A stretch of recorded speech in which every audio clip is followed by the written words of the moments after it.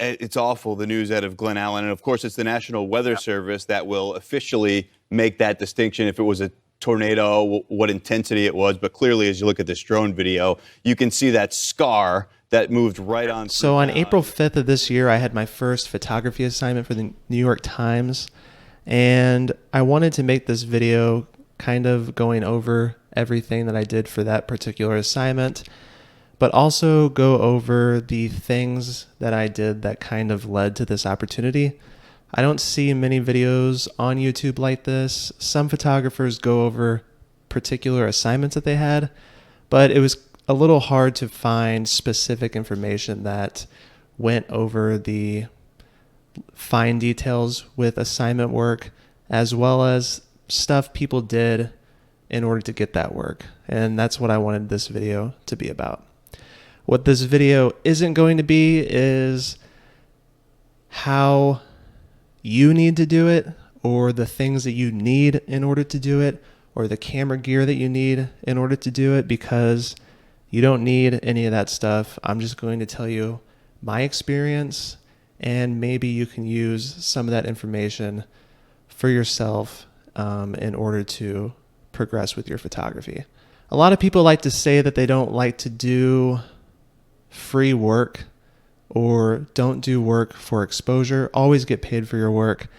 And I just don't believe in that. When I first started doing weddings, nobody would hire me to do a wedding. And that makes sense because I didn't have any experience and I didn't have any work. So who would pay me in order to photograph their wedding? So I did weddings for free.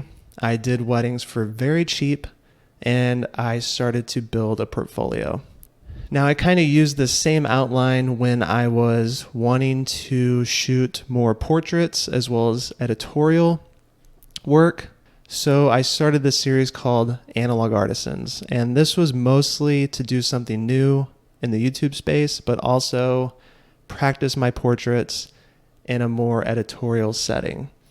And as you can see from this work, it looks like something that would be in a newspaper, in a magazine, just very unstylized portraiture.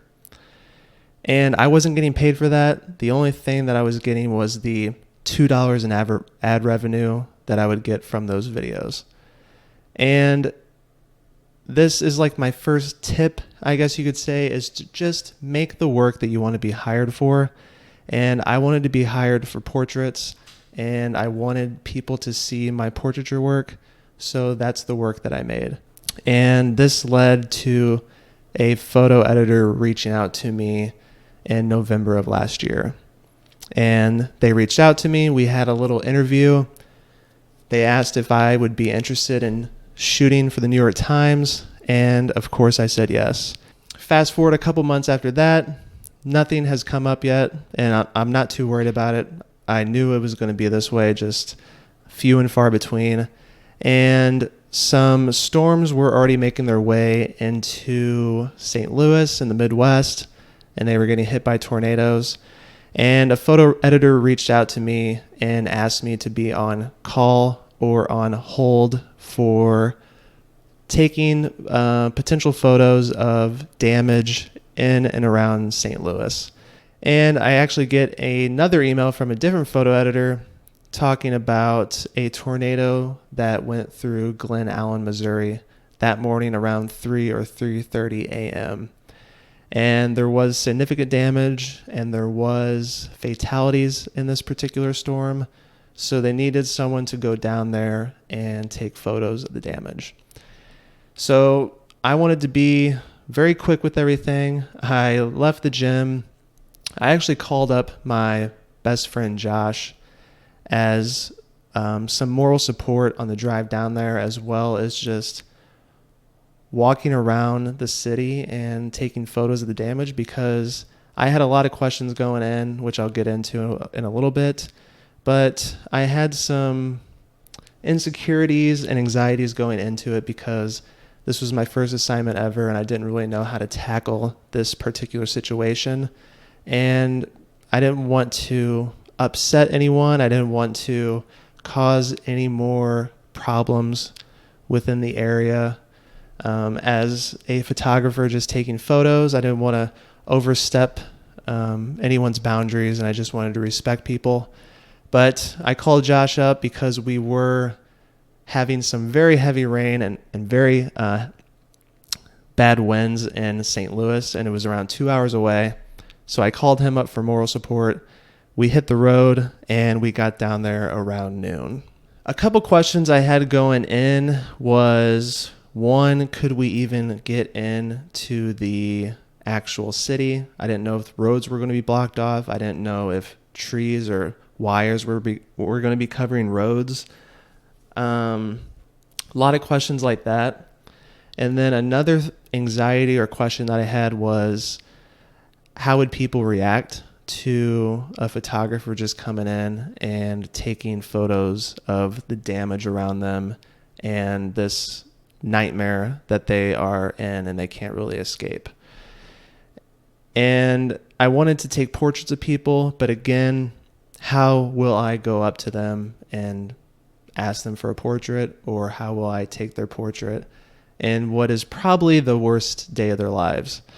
So this is why I wanted Josh to come with me. I just wanted him there for support and just as a little crutch for me as I go into this situation with a lot of unanswered questions.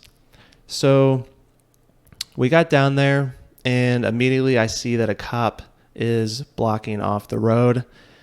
And I roll down my window, and he's like, "How can I help you?" And I said, "We're photographers for the New York Times." And I didn't know if he was being a little rude about this, but he's like, "Oh, I guess you're the press, so I have to let you in." And then he let us in. And I'm not going to lie, I felt a little cool doing that, but I realized the situation that I was in, and I didn't want to make light of any of this, but it was kind of cool to do that. I'm not going to lie. But we got in there, and all these questions again were in my head. As soon as we started to see damage, we saw cops, fire trucks, ambulances everywhere. We parked at this little convenience store where all the other news vehicles were parked, and I immediately got out and I took one photo, and I took this photo, and immediately I felt like I shouldn't be there, like I was a leech on the situation, and just a very uncomfortable feeling. And I noticed the first few pictures that I took, I was just far away. You have to get close to whatever you're photographing. The first few photos I took were very far away, and any time that I would photograph a person, it was of their back. And that is just not going to be a very engaging photo. It's not going to be something that you would see on the front page of a newspaper. You have to get close, specifically when you're using a wider lens like I do. This town of Glen Allen is literally 2 or 3 streets, and it's less than 100 people that live there. So when you got there, you were immediately hit with a small town feel. We ended up walking through one street, and we met a construction worker. They were pulling apart a tree that had fallen on some wires, and this particular lady told us to go around to the other side because there was more extensive damage. And I was walking around, and I was just taking photos of buildings that were damaged and trees that were down and wires, and I saw this group of people that were standing there, and I was met with this question about how I should go up to them and ask about potentially getting their photo or just talking to them in general. And I was very honest with them. There was a group of 3 people, and they all had these nets, and they were trying to gather these chickens that got out of this particular house. And I went up to them. I said, "My name's Brian. I am a photographer for the New York Times." Honestly, I told them it was my first assignment ever, and I was looking to get photos of damage, photos of people, and if they would be interested. And now the other thing that comes with all of this assignment work is that you have to get people's names, first and last name, if they're the main subject of a photograph. So I had to write their names down in my phone, and then if I ended up taking a photo of them, I would have to put that in the caption of the photo. So I did take some portraits, and they weren't super staged. They weren't staged at all, really. I didn't give any direction. I just would tell them, I'm going to be here. If you see me pointing my camera at you, think nothing of it. I'm just taking photos.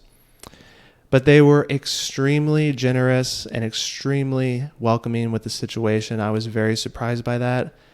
But as soon as I told them who I was making work for, they immediately opened up and they wanted to tell me their story, and they wanted to just be as helpful as possible.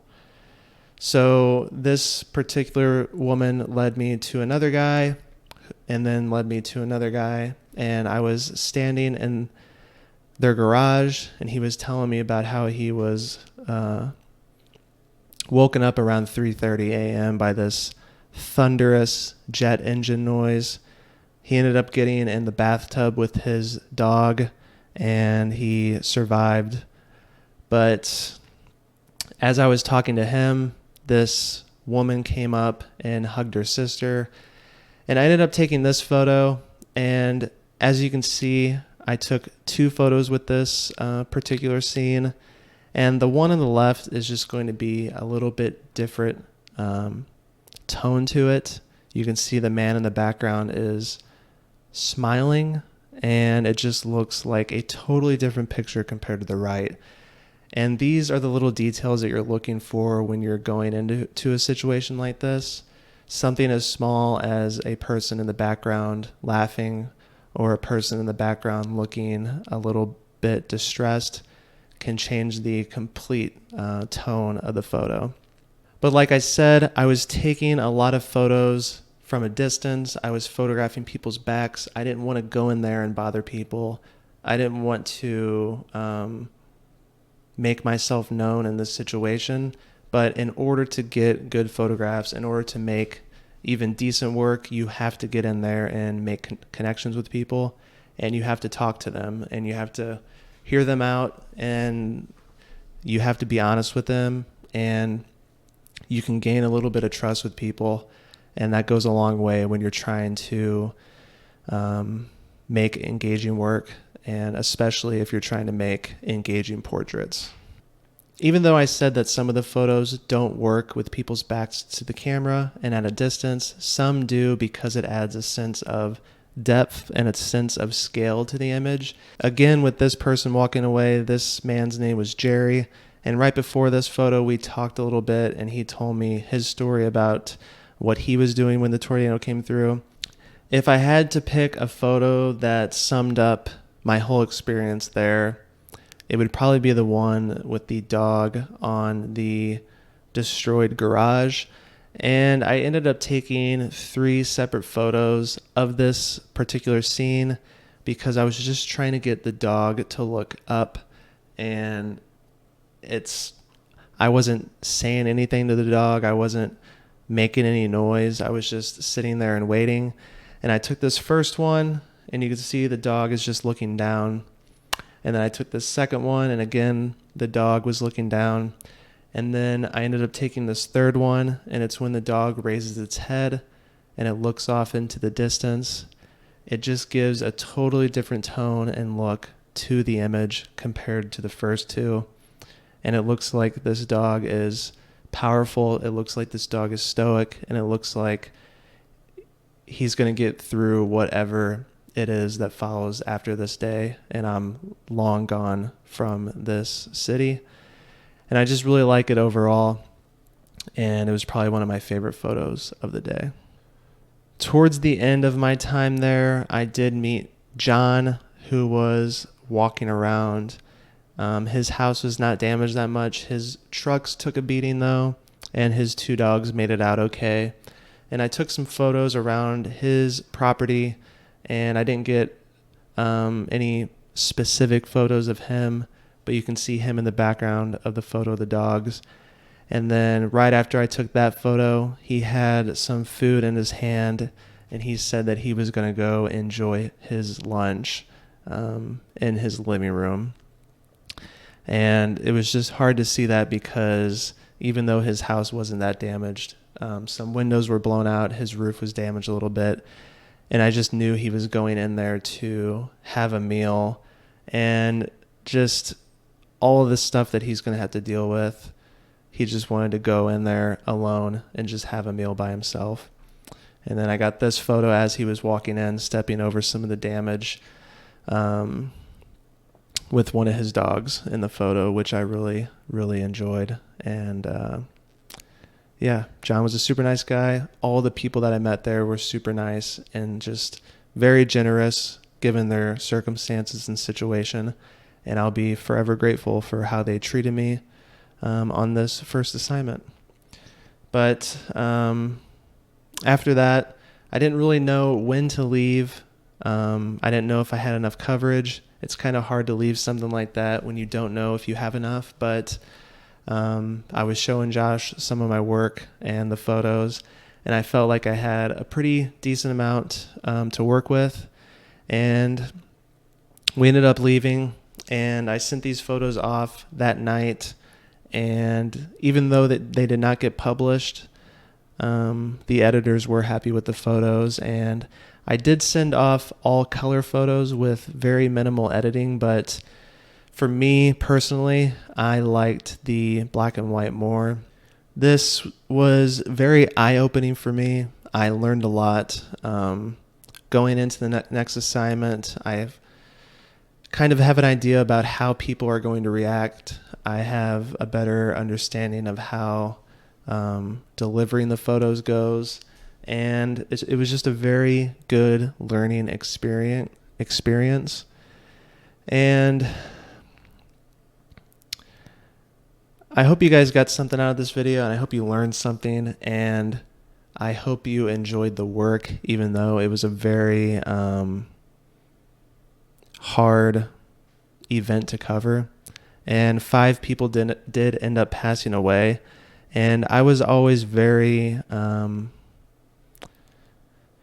anxious when it comes to tornadoes. I'm from St. Louis, and it seems like it happens a lot around me in the spring. And